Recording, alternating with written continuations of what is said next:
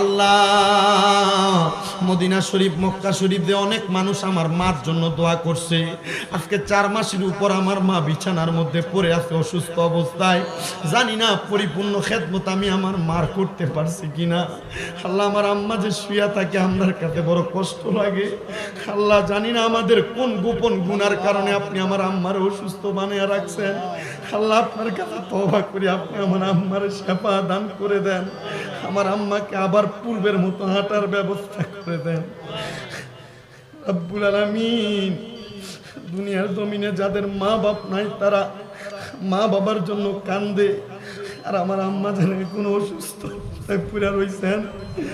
আল্লাহ, আমাদের নিজের মনে শান্তি নাই, মা পড়ে আছে। আল্লাহ, আপনার কাছে আমরা ভিক্ষা চাই, আপনি আমার আম্মা জানকে সেবা দান করে দেন। আপনার কাছে মাপ চাই, আপনি আমার আম্মা জানকে মাপ